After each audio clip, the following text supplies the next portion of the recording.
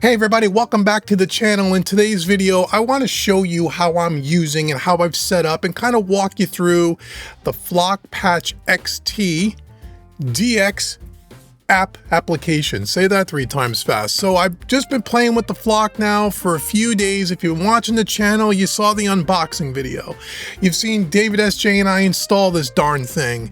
And now I'm starting to work with it, get a little more comfortable with it. And I just want to show you the application and show you how I'm using it. There's other videos on YouTube showing you the application, all the things it can do. And it's a pretty simple app, but let me just show you how I'm using it and kind of give you my thoughts and my recommendations. So stick around to the end of the video here because I want to tell you some more great information about this. But you know, spoiler alert, if you're wondering how I'm liking the Flock XT so far, the Flock Patch XT, it's freaking killer, man.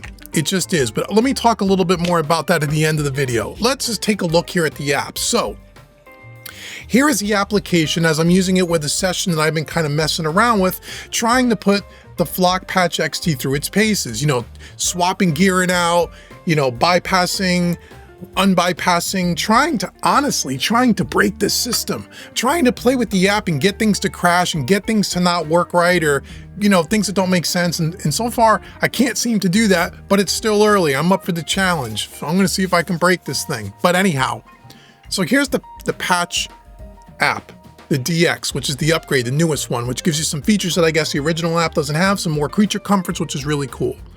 So if we walk through this from the top and then from the left to the right, let me show you what I got going on here. And then again, if you want to know more specific things, you could go ahead and leave comments below of what other things you'd like to see about the entire Flock Patch XT system, and I'd be glad to create content for you, okay? I'm just trying to give you my real world, semi-real-time experience so you can get my kind of initial reactions before I played with this stuff for too long.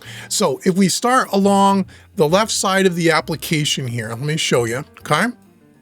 We have all of our gear, all of our inputs and outputs, and all of our hardware.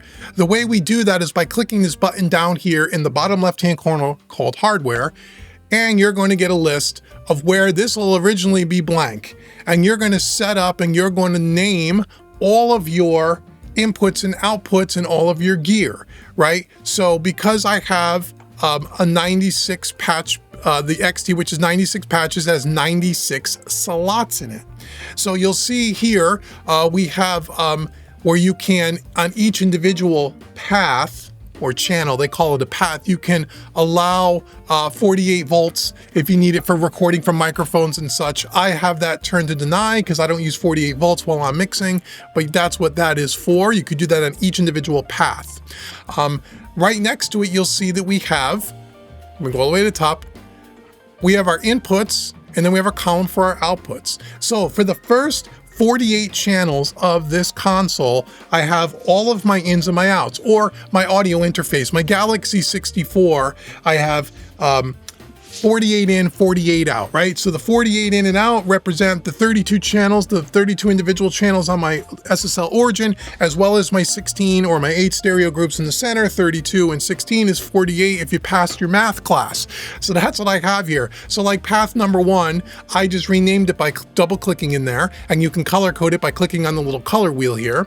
SSL 1 out, which is the out of the SSL, and then SSL 1 in and the input. So you'll see that it has an inputs column and an outputs column. And this is representing the inputs of the Flock and then the outputs of the Flock.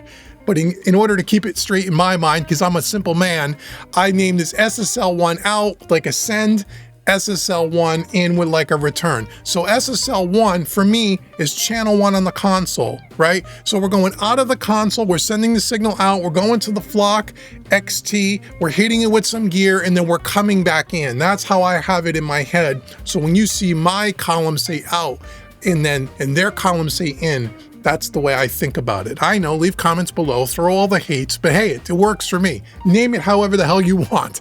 So that's the first 32 channels. If I scroll down here, you'll see blue is the inputs, purple is the outputs, so I can see it easily on the grid, and we'll talk about the grid in a second. Then I have from channels 33 to 48 are my 16 groups, my stereo groups, and I color coded those red, outs and ins, so I can see the groups separate from the individual channels, and this will make sense in a second. And then after that, we have all of our gear. Okay, so the first 6 channels here are unassigned. We're not using those. That's open expansion for us on the flock. We started at channel 55 and we have all of the gear. So the first piece of gear is our West Audio NG bus compressor. It's a stereo compressor, so we have the left side and the right side, 55 and 56, and then input 55 and 56, all the way down through all of my gear. And we color coded them. All my compressors are blue, all of my EQs are green, my other specialty stuff like de-essers are yellow.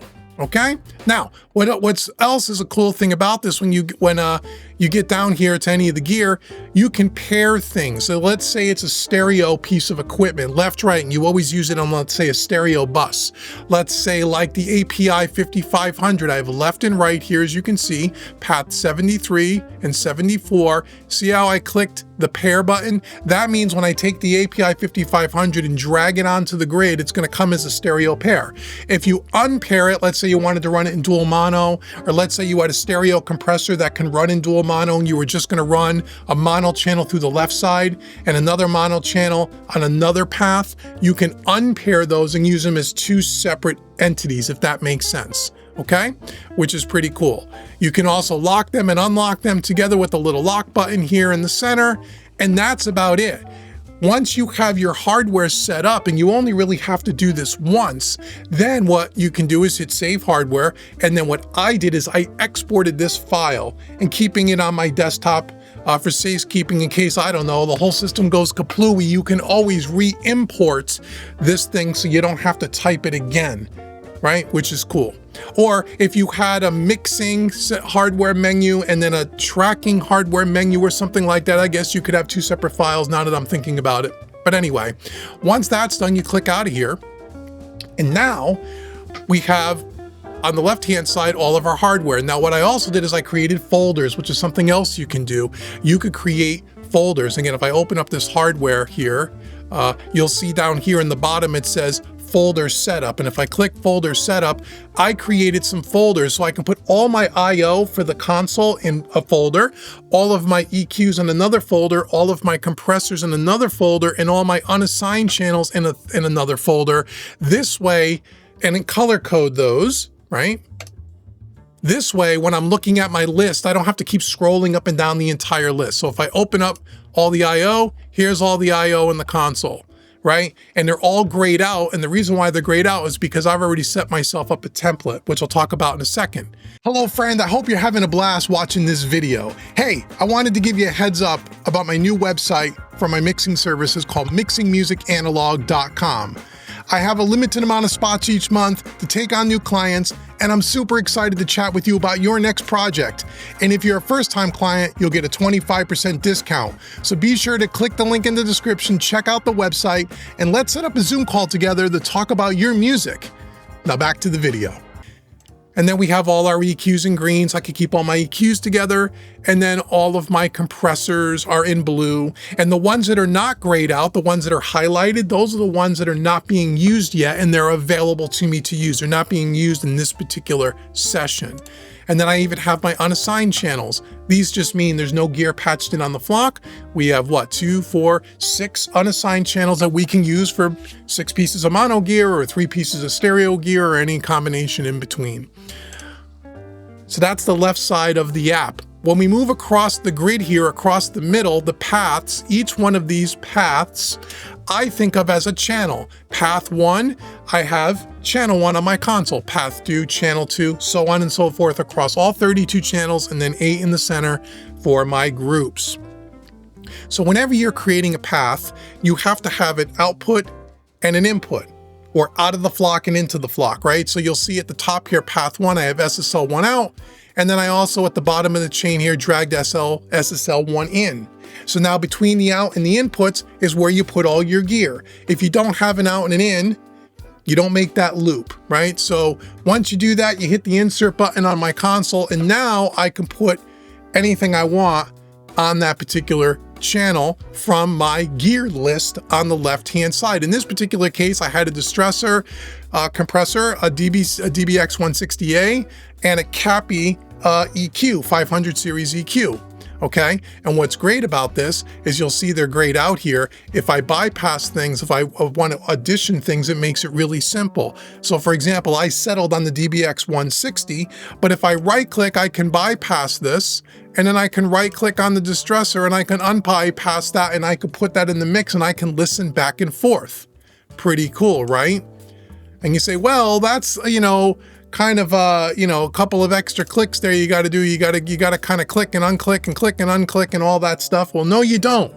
If you actually read the little manual that comes with this unit, and I'm going to show you that in a few minutes, they have a beautiful manual that they've written there, and they got a couple of keyboard shortcuts to make this little example even faster. And what I want to do is I'm going to solo up our snare drum here on path number 2, and I want to show you what this can do. Okay, so here on path number 2 or channel number 2 is our snare drum. And our snare drum is going to the Warm Audio CL1B, which is their version of the 2-tep CL1B. Then I'm going to a Neve 551 500 series EQ. And then after that, I had this another distressor. I have 2 of them. I was testing out the distressor to see if I liked the distressor.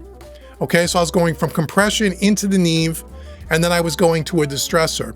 You can simply rearrange the order of these things too, just by left clicking and dragging, right? Can you do that? Yes, you can. You should be able to drag that up there. There we go. So you could put a compressor before EQ or after EQ, whatever you want to do. But let's solo up this snare drum. Right now you're listening to the CL1B along with the 550. And if I want to bypass something quickly using the shortcut, if I hold my command key down on my keyboard and then left click with my mouse, watch what happens. Bypass, unbypass with the click of a button, so I can bypass, unbypass, bypass, unbypass, that quick, no right click. Let's listen to the snare drum and I'll show you what it is. Here we go.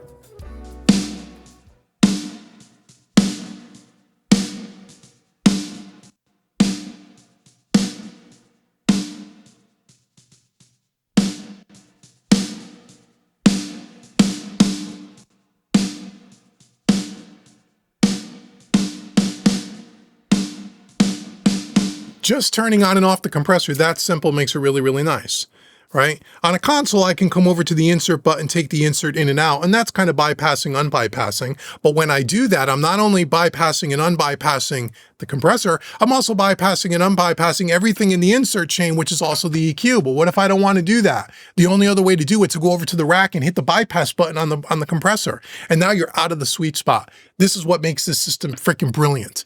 Okay, so you don't have to leave the sweet spot. So now I'm going to turn this back on, and we're going to flip back and forth between the Warm Audio and the distressor. Here's with none of it on. Here we go.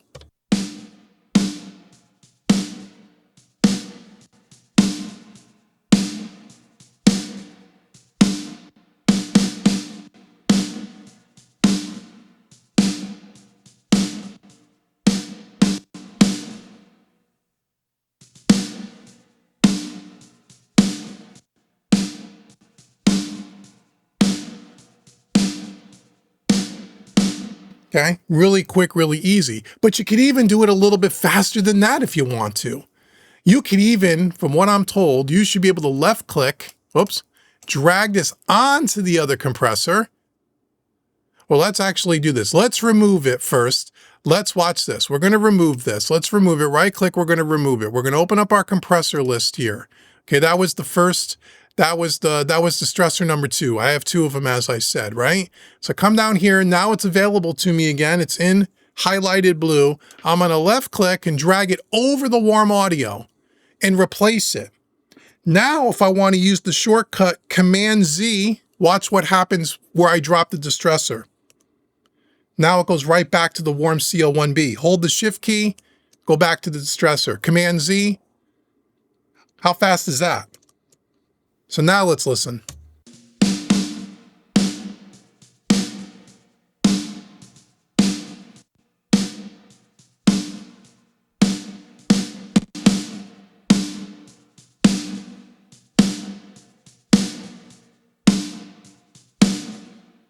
Pretty cool, right? I don't like that as much because you got to remember, you got to remember when you undid and redid and when you hold the Shift key. I just like having it myself personally. I kind of just like having it available to me as another slot. But you can do whatever you want. if you want to keep hitting undo, you can undo a bunch of times and you can have them both in the chain. So that's really, really cool. So if we started with nothing, if I bypass the Neve and bypass the warm audio, here's what we got. So this is with no processing at all.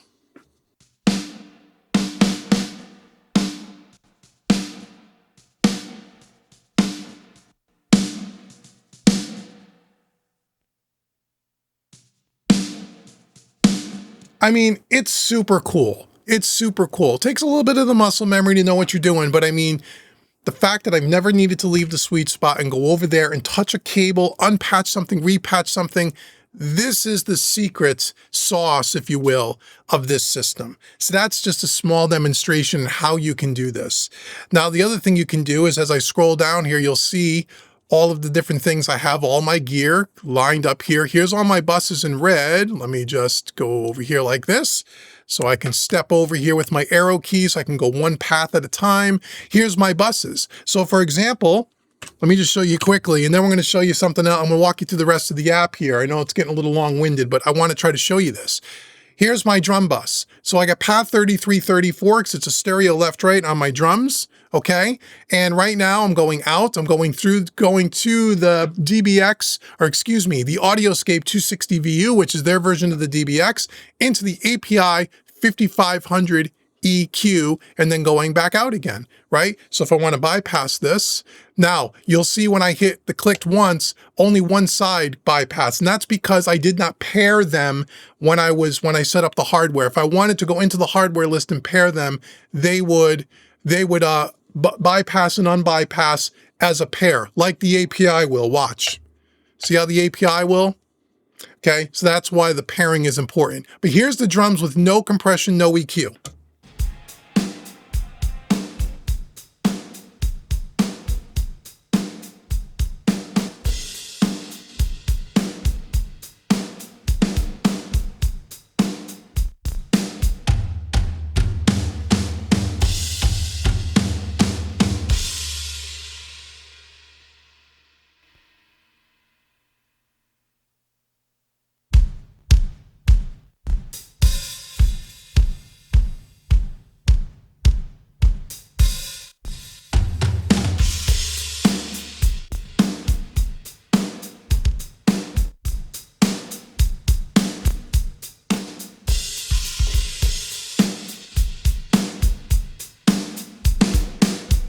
Just killer, right? That's how quick it is.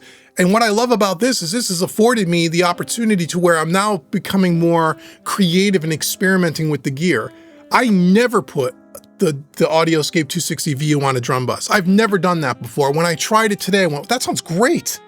So again, because when you go over to manually patch, you end up, because it takes more time, you normally fall into your go-tos and you're just like, okay, I know what works, let me patch it, let's go, time is money. And I would normally use the Wes Audio NG bus compressor on my drums. But now with something like the Flock Patch XT, I could quickly just experiment with stuff and find something cool and find new sounds and use gear in a way that I've never really been able to really test it before and completely A/B it. It's like, you know, auditioning plugins with hardware is really what it is. So that's the grid. Let me walk you through the rest of this thing and show you a couple of more really cool things. So let's go along the top here. So along the top, we have undo and redo buttons, which you can use instead of on your keyboard. We also have a list here of the stored routing. So you can store a routing for each session. This one is by the artist James Lugo. The name of the song is unknown. That's here. You can export the routing and save this grid or this routing as a file that you can keep with the song session for archive purposes, which I do. It's another way to back things up, okay? I also have a blank mixing template and that I set up, which I'll show you in a second, and then actually a defaulted completely empty grid if you want to start from scratch. So that's what that is. New, you can click new, and if you wanted to save this as a different name, you could. So you can resave the file here. We have edits, which again, this is the save as. If I wanted to change the name of this file, that's how you would do that. You can delete it here as well if you want to do that. Really simple. Along the bottom here, if we start on the right-hand side, you can see we have these quick strips here, right? Quick strip 3, quick strip 6, 1 through 6 here. And you can see that I've named them One is a blank template, is one of my routings, one is the blank grid. So if I go back, if I just say, okay, I'm starting a new session, I want to go to my mixing template. Let me first just make sure I save this and make sure I overwrite so I don't lose anything. Now, if I want to hit quick strip, I hit mix template 2025. It'll take a second here, and then it should switch. There it is, there's the little pinwheel. I wish the app was a little bit more snappy. It's a little bit sluggish. Not too bad though. So here's my blank template. So I set this template up with all my pats, all my ins and my outs for my entire console. Whether I'm going to use hardware on a certain channel or not, I set it up. So this way I don't have to re-drag in the ins and the outs every time I want to do this. It makes it really simple. If I want to go to a blank grid, meaning nothing on the grid at all, and you want to start from scratch, I saved myself a quick strip of that as well. I just hit left click here, and in a second we should get the pinwheel and it should switch over. So there's 6 of these that you can use, and again, makes it just super convenient, makes things really easy. And here we go. Here's the blank grid that you can start from absolute scratch if you want to. But again, I don't like to do that. I like to start from, at least from a template. And then if I want to go back to the song I was working on, I just come up here. There it is, click, and it should think for a second here, and it should snap right back to everything. All my hardware is right in place. We have a settings screen here where you can go through and you can personalize this thing for yourself.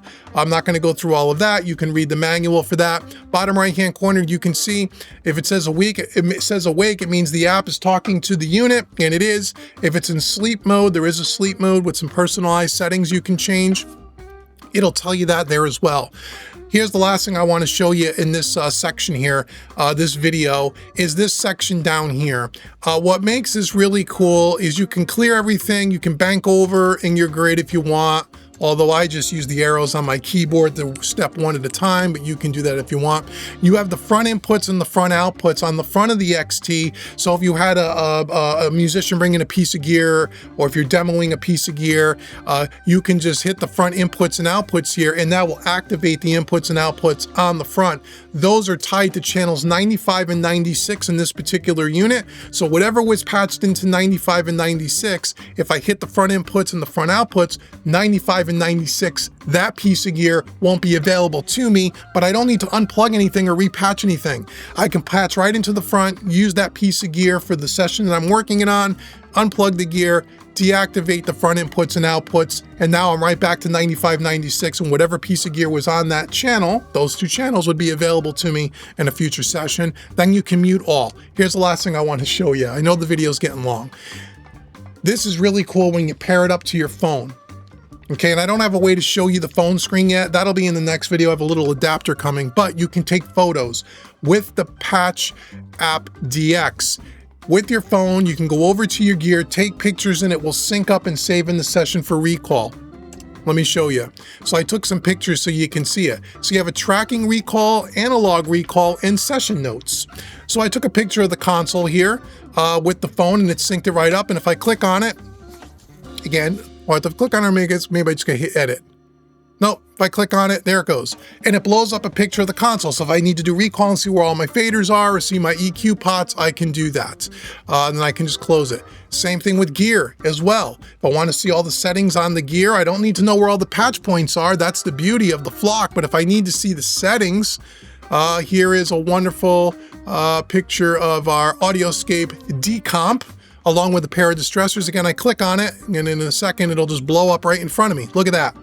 Nice and clear, high resolution, so I can see exactly where all my settings are. This is really cool. Now, this is the way I was doing it prior to the flock. I would take a bunch of pictures, airdrop into a folder, and put that folder with my session, and then I could just open them up on my monitor. It's the same thing as this, but this just makes it a little bit more nice and tied together with the flock, and I can just arrow over from one picture to the next picture.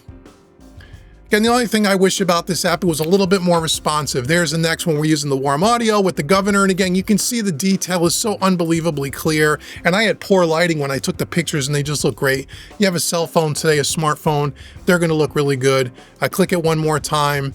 And here we are, we have the Empress EQ and the governor, right? Really cool. Click it one more time and it should switch over. And we got the SSL bus compressor with the API, right? Really cool. You get the point. Keeping everything together, keeping everything nice and tidy, all inside of the session, which is really cool. I think the last one is some more of our wonderful Audioscape gear, I think. Do I have another picture in there? I thought I did. Maybe I don't. Thought I did. I don't. And then you just close it, okay? Then you have session notes. So I just come in here and type, right? Testing the Flock Patch XT. It's very cool. Any kind of notes you want, you can have here.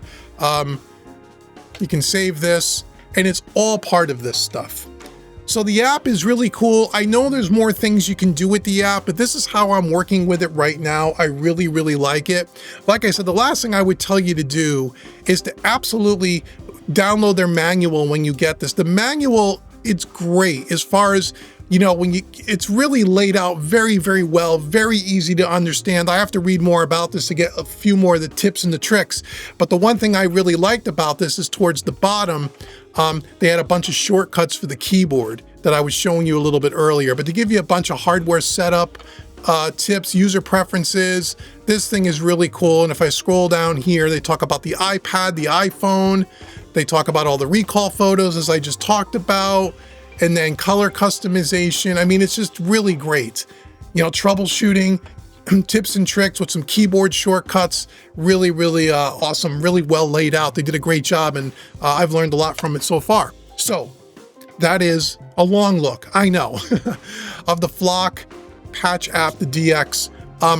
Again, as I said earlier, I'm kind of reporting these videos in real time, unscripted, to kind of give you my first reaction experience. And that's why the videos are a little longer, because I'm just trying to tell you as I'm experiencing what I'm thinking. I've only been using it for a few days. Okay, I'm not going to lie to you. This has not been road tested hard yet. I'm trying to get this thing to crash. I'm pulling gear in and out. I'm bypassing and unbypassing very quickly, trying to get the app to crash. It doesn't crash. At least it hasn't yet. Knock on wood. It seems a little sluggish at times, maybe because I'm moving a little too quick. Not really sure why that is, but it works. I mean, it's not too sluggish, but hopefully maybe somewhere down the road, they'll make it so it's a little bit more snappy, but it works really well. And the system overall so far is just cool and easy, man. And there are going to be some future videos in the very near future. We're actually going to do a mix with some gear, and I'm going to show it to you in real time how I use it and just show you what a time saver this thing is. So anyway, let me know in the comments below if you have any questions about this system, whether it's the app, the hardware unit, or anything in between. I'll link all the videos in the description box of all the things we've done so far around the Flock XT, so you could check that out. And I'll gather up all your questions and things that you want to see, and I'll try to incorporate that into future videos. So thank you so much for taking a lot of time today with me and exploring a little bit about the Patch app by Flock. I've been Dave with Mixing Music Analog and mixingmusicanalog.com. Thank you so much for watching me, everybody, and I'll see you guys in the next video.